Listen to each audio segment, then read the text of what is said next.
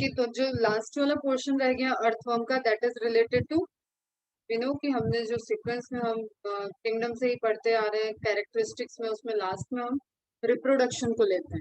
Clear? तो last portion is reproductive system of earthworm. Earthworm is basically hermaphrodite, which means biocells. Bisexual. Is it monoecious or dioecious?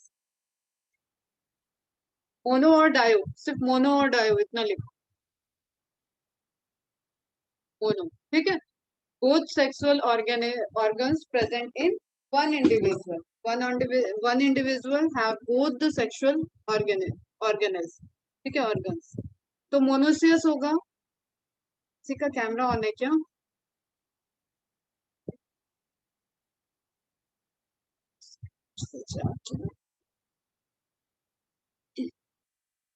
Okay, तो bisexual है, that is testis and ovaries. अब क्योंकि ये थोड़ा सा develop animal में ही है, स्टार्ट हो गया था, ऑर्गन सिस्टम है इसके पास. तो यहाँ पे जो सेक्स ऑर्गन्स होंगे वो क्या होंगे? Primary sex organs are the testis for the formation of male gamete and ovaries for the formation of male gamete, and ovaries for the formation of female gamete are present in the same individual. Clear? Figure देखते हैं अभी बाद में. There are two pairs of testes present in the 10th and 11th segment. सब segment wise table बनाना, आज उसको complete कर लो. Image देख लेते हैं 10th and 11th.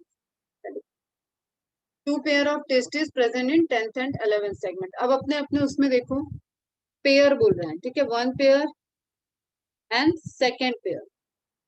किस सेगमेंट में? 10 एंड 11. क्या है ये? टेस्टिस.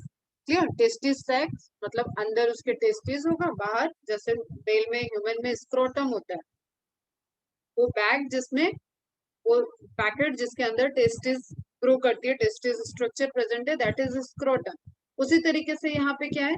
Testis sac. तो we can analog, we can relate the testis sac with the scrotum. Okay, next है there vasa deferentia. Vasa deferentia यहीं पे ब्रैकेट में लिख लो, इट इज अ डक्ट. ठीक है. टेस्टिस में क्या होगा? टेस्टिस में स्पर्म का फॉर्मेशन होगा. स्पर्म फॉर्मेशन मतलब स्पर्मेटोजेनेसिस. क्लियर? स्पर्मेटोजेनेसिस, स्पर्म का फॉर्मेशन होगा टेस्टिस के अंदर. अब उसको उसके टारगेट तक पहुंचना है, मीन्स वहां से कोई डक्ट जाएगी. तो ह्यूमन के अंदर भी वासा डिफरेंसिया होती है, वासा डिफरेंसिया होती है, रेडियल टेस्टिस होती है. इस तरीके के कई डक्ट का सिस्टम होता है, और उसके as a resultant last urethra तक पहुंचता है पूरा सीमेन का कंटेंट, जिसमें स्पर्म रहता है. सेम वे में यहाँ पे आपको एक डक्ट का नेम दिया हुआ है, and this is very important, star mark कर लेना. There vasa deferentia run up to, कहाँ से कहाँ तक.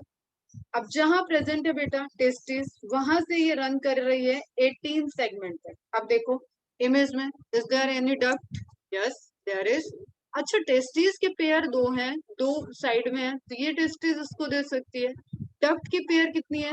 One pair. क्लियर? एक टेस्टिस से एक कलेक्ट कर रही है, दूसरे टेस्टिस से दूसरी वासा डिफरेंशिया कनेक्ट कर रही है. अब देखते हैं लेवल कहाँ है. This one is highlighted. Highlight करो इसको. वासा डिफरेंशिया कहाँ से रन कर रही है? सेकंड वाला पोर्शन सेगमेंट क्या था? 11. तो 11 से 18th तक आई. क्लियर? यहाँ तक 11 से 18 सेगमेंट तक रन कर रही है. अब कुछ एसेसरी ग्लैंड्स होती है, जैसे प्रोस्टेट ग्लैंड. क्लियर? उसका सिक्रेशन भी होता है, तो वो वहां पे प्रेजेंट होती है. देखते हैं. Two pairs of accessory glands. Two pairs of accessory glands are present, one pair each in the 17th and 19th segment. इस ग्लैंड का यहाँ पे नाम दिया हुआ है, नहीं दिया हुआ है. The common prostate and spermatic duct vasa differentium opens to the exterior by a pair of male genital pole on the ventrolateral side of the 18th segment. अब देखो बेटा, प्रोस्टेट को दे रहा है एसेसरी ग्लैंड्स. क्लियर है? कितना है? One, two pair. ठीक है. Two pair of accessory glands are present on one pair each in 17th and 19th segment. अब देखते हैं, एक एक पॉइंट को देखते हैं. प्रोस्टेट ग्लैंड ढूंढो कहाँ है? This one. ठीक है. 17th एंड 19th सेगमेंट में आपका एसेसरी ग्लैंड का एक एक पेयर रहेगा. This is prostate gland. Clear?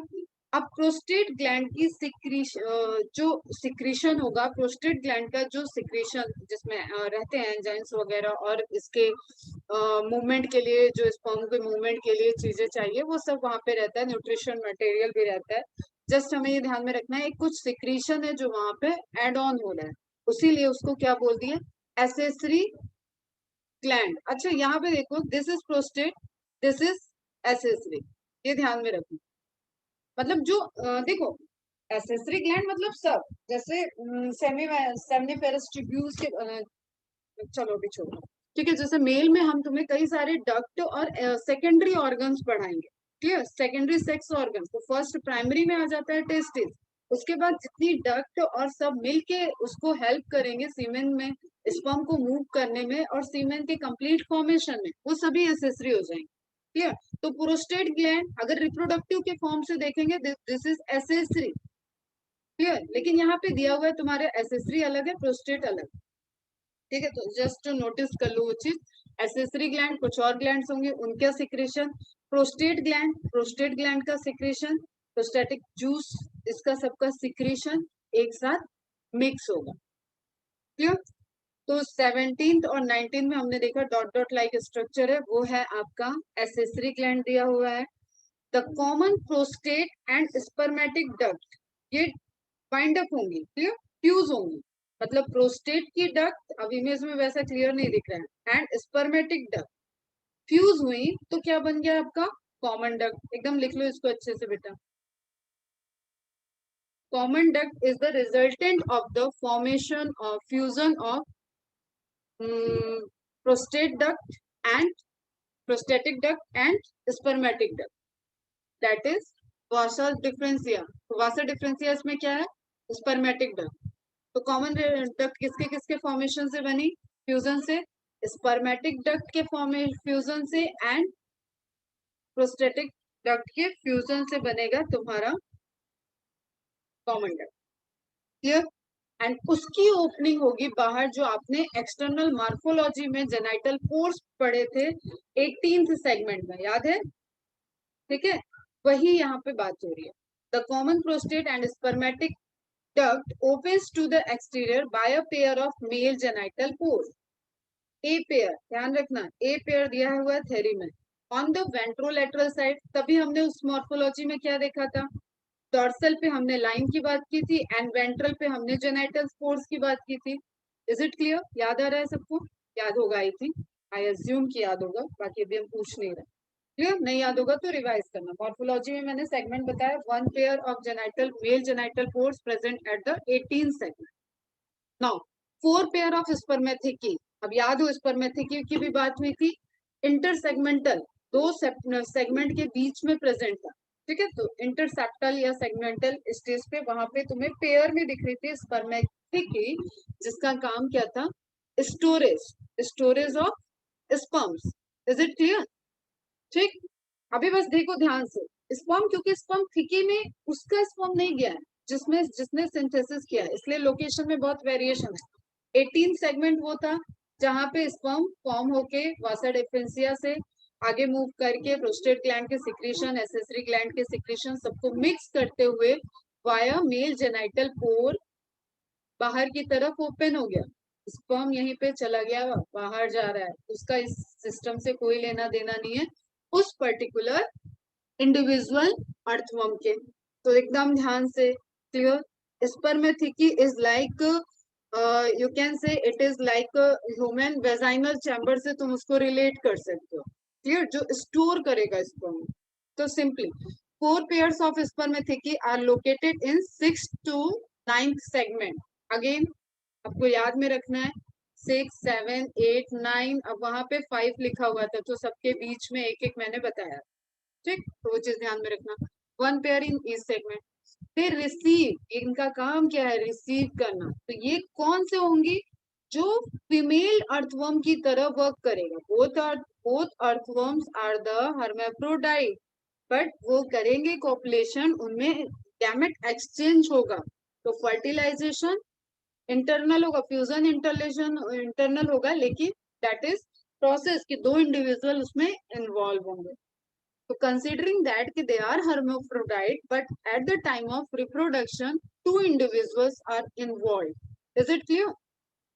तो दोनों चीजों को ध्यान में रखना है, मोनोसियस है लेकिन सेम गैमेट फ्यूजन नहीं हो रहा है। Clear? They receive and store spermatozoa during copulation. Copulation की प्रोसेस के मतलब जब फीमेल और मेल इंडिविजुअल कॉपुलेट करेंगे, वो रिप्रोड्यूस करेंगे, उस टाइम आपका वहां पे जो प्रोसेस होगा उसमें स्पर्म मेल वाले अर्थवर्म से ट्रांसफर होगा फीमेल में, तो स्पर्मेथिकी में वो ट्रांसफर होगा। Is it clear? इसलिए स्पर्मेथिकी का लोकेशन आपको अपर साइड में। अब you can relate this image, पहले मैं ये इमेज दिखा देती हूँ तुम्हें। ये क्लाइटेलम वाला रीजन था। क्लियर? ठीक, सोलन रीजन दिख रहा है। ये आपका स्पर्मेथिकी वाला रीजन, ये इसको स्पर्म दे रहा है, ये इसको स्पर्म दे रहा है। Is it clear? समझ? I think you can relate. इसलिए ये अपर सेगमेंट की तरफ दिया हुआ है 6 7 8 9 जो रिसीव कर रहे हैं, एंड जहां फॉर्मेशन हो रहा है वो नीचे के साइड में है, क्लाइटेलम कोकून जहां बनेगा उसके नियर बाय। तो 18th सेगमेंट के साइड में उसको तुम्हें ध्यान में रखना। ठीक है? क्लियर है चीज? कोई confusion? One pair of ovaries is attached at the intersegmental septum of the 12th and 13th segment. अब हमें ध्यान में रखना है क्योंकि इंटरसेगमेंटल की बात आ गई, इट मीन्स कि एक ही पेयर है, लेकिन अब फिर से ऐसे लिखो, तुरंत ऐसे लिखो, और ये जगह है जहाँ पे ओवरी प्रेजेंट। दो pair, clear? Sorry, one pair, two ovaries present. Gonads बोलते हैं बेटा इनको, gonads. One pair gonads are present in 18 segment. कहाँ गया इमेज? थोड़े ओवरी ओवरी को ही लिखिए। ओके, ठीक है। इंटर सेगमेंटल कौन सा सेगमेंट था? 12 एंड 13 का इंटर सेगमेंट। तो ठीक है, इमेज भी करेक्ट है। वो देखो, बार बार देखना बेटा, इमेज और टेक्स्ट वाला एक यहाँ पे बड़ा लोचा है। तो 12th और 13 के इंटर सेगमेंटल स्पेस पे क्या है? ओवरी। और जिस तरीके से ओविडक्ट होता है, फैलोपियन डक्ट होता है, उसी तरीके से यहाँ पे भी एक डक्ट होगा जो रिसीव करेगा एग को एंड उसको ट्रांसफर कर देगा क्लाइटेलम वाले रीजन पे। Again I repeat, 14 15 16 that is clitellar region. Is it clear बच्चा? समझ में आ रहा है? तो 12 एंड 13 सेगमेंट के इंटर सेगमेंटल सेप्टम पर ओवरी की एक पेयर प्रेजेंट है, वन पेयर मतलब नंबर में 2 ओवरीज प्रेजेंट है। Ovaries funnel are present beneath the ovaries, नीचे ओवरी के, which continue into oviduct joined together and open on the ventral side। इसलिए हमें फीमेल जेनाइटल पोर भी दिखे थे एज अ सिंगल। कितना था वो? सिंगल। तो दोनों ओवरीज का एक कॉमन डक्ट बन रहा है एंड वो कॉमन डक्ट आपका ओपन हो रहा है as a female genital pore 14 segment. Again this is from the morphology point of. तो एक ओवरी, दो ओवरी, दोनों से ओविडक्ट फनल हुआ, फनल हुआ, फनल से डक्ट निकली, उन्होंने कलेक्ट कर रखा है एग को, and then common duct, common opening on the ventral surface, opening हो गई बाहर की तरफ, उसी को हम क्या बोल दिए? Female genital pour. Is it clear? Clear है?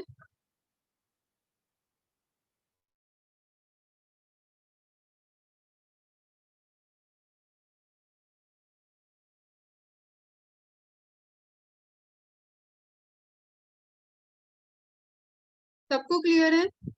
सब रिप्लाई करो, सबको क्लियर है? ठीक है, तो this is all about the cockroach. यार इसके आगे कोकून वाली चीजें नहीं दी है क्या? एक मिनट,